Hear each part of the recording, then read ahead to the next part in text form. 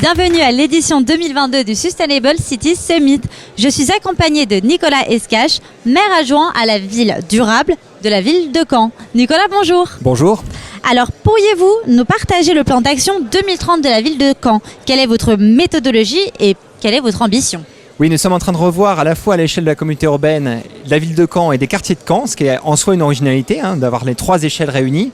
Le plan d'action 2030 qui est en fait l'activation de notre agenda 21, qui était assez ancien, et qui adapte évidemment nos plans d'action à la réalité qui a changé. La question du changement climatique évidemment est devenue prégnante, il y a besoin d'accélérer sur ces questions. La collaboration avec le vivant, c'est-à-dire le rapport qu'on a avec la biodiversité est totalement différent. Et on a souhaité une méthodologie originale et innovante. D'abord, pour définir les objectifs du plan d'action, on a réalisé une convention partagée, c'est-à-dire qu'on a réuni autour des mêmes tables les élus, les services techniques de la ville, les entreprises, les associations et les habitants, de manière à avoir un processus itératif, c'est-à-dire qu'on revenait à chaque fois sur plusieurs forums, croiser les points de vue, croiser aussi les contraintes des uns et des autres, et pas avoir un plan à la fin qui était déceptif, c'est-à-dire que les habitants ont pu prendre en compte les contraintes de la municipalité, et à l'inverse, les élus et techniciens ont pu recueillir les priorités des citoyens, des entreprises, des associations. Et pour transposer ce plan d'action dans les quartiers de Caen, on a utilisé la carte. Alors la carte, elle a été utilisée de manière assez étonnante, innovante, à la fois en amont, puisqu'on a recensé au niveau des quartiers de Caen les ressources disponibles, quelles étaient les forces du territoire, les ressources alimentaires, énergétiques, les connaissances, les écoles, les tiers-lieux, de manière à ce que les projets qu'on va lancer utilisent ces ressources et s'appuient sur ces ressources locales. Donc on soit dans une circularité des projets. La carte est aussi utilisée pour pouvoir fédérer et engager les habitants dans la transition. Donc on a utilisé des fonds de cartes pour que les habitants puissent dessiner ces projets de transition, puissent proposer des idées et puissent marquer leur engagement, donc proposer des participations, une application. Et enfin on utilisera la carte en aval, à la fois une carte interactive qui va pointer les différents projets qui sortent au fur et à mesure, de manière à ce qu'on voit l'élan autour de cette transition, et en même temps une exposition qui permette de mettre en valeur les meilleures propositions, les meilleures contributions des habitants sous des formes cartographiques. Donc on a utilisé vraiment cette carte à toutes les étapes de la transposition de ce plan d'action, et là on est en train de finaliser à la fois les grandes priorités et en même temps cette contribution et cette exposition contributive. Donc ça, c'est un vrai plan opérationnel. Concrètement, comment est-ce que ça se traduit? Est-ce que vous pourriez nous présenter un projet précis? Justement, la participation citoyenne était au cœur du projet, et puis surtout, pour quel bénéfice? Alors on a eu des projets dans plein de directions. On a eu des projets liés à l'urbanité, à la rencontre, à la convivialité, par exemple des cafés associatifs. C'est le cas notamment à la Pierrosée, qui est un quartier de Caen extrêmement moteur sur ces questions de transition. Ils ont à la fois réalisé des pieds d'immeubles, donc ils ont réalisé de l'agriculture urbaine au pied même des immeubles, un café associatif également. On a beaucoup de propositions sur les questions de végétalisation de l'espace public. Alors là, il y a une vraie rencontre parce que la ville de Caen mène une débitumisation accélérée, 4 hectares d'ici 2023. Et en même temps, on a une volonté des habitants de se réapproprier des places qui étaient des places minérales, non pas seulement dans une logique, je dirais, d'agrément ou ornementale, mais aussi dans une logique de collaboration avec la biodiversité. Ça peut être une réduction du bruit, ça peut être des îlots comestibles, ça peut être des plantes qui rendent en meilleure santé. Donc c'est vraiment une collaboration extrêmement large que les habitants souhaitent.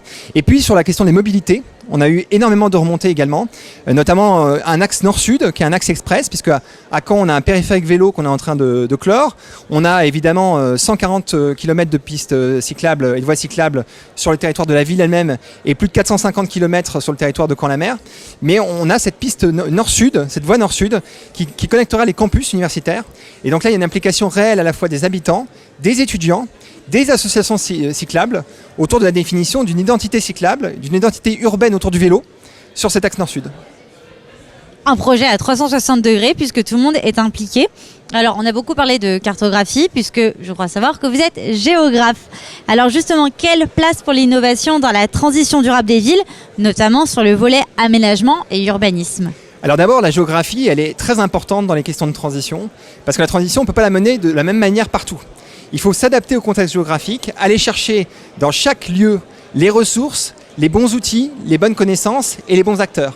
Donc la géographie nous aide à différencier la transition en fonction d'un contexte, en fonction d'un lieu. D'autre part, la géographie, elle nous aide à agir en transversalité.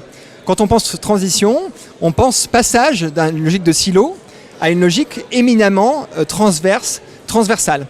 Et partir du territoire, c'est sur un même espace, convoquer des enjeux liés à l'éducation, convoquer les enjeux liés au sport, convoquer les enjeux liés à l'urbanisme. C'est évidemment la mutation de nos plans d'urbanisme, de notre planification en urbanisme. On est en train d'engager là un nouveau plan local d'urbanisme intercommunal et c'est des vrais enjeux géographiques qui vont se poser. J'ai un seul exemple. On a fait un schéma directeur de l'énergie à l'échelle de la communauté urbaine Caen-la-Mer.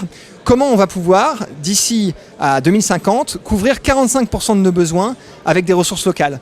Et comment on peut anticiper ça, par exemple en plantant des haies qui seront demain du bois de chauffage et qui vont nous permettre d'être autonomes en énergie, évidemment pouvoir lutter contre la dépendance. On voit bien que la dépendance énergétique, elle pose des questions géopolitiques majeures, mais aussi pouvoir aller en sobriété énergétique, donc produire localement, gagner en attractivité par cette production locale, et ça s'accompagne aussi d'un plan de sobriété, bien évidemment. Donc cette anticipation-là, elle se fait dès maintenant, et elle pose des questions éminemment géographiques, et on pourrait même dire biorégionales. Beaucoup de chercheurs travaillent sur la question de la biorégion, c'est-à-dire comment on peut culturellement se rapprocher de nos milieux de vie, mieux connaître et comprendre nos milieux de vie. C'est notre responsabilité d'acteurs publics de pouvoir amener cette matrice biorégionale, de pouvoir amener les habitants à mieux comprendre leur environnement. Donc finalement, on intègre les habitants, on intègre les étudiants, on intègre tous les vecteurs de mobilité, on intègre les enjeux de biodiversité, et puis tout ça... Et on y va. Et on y va. Merci beaucoup Nicolas. Merci beaucoup à vous.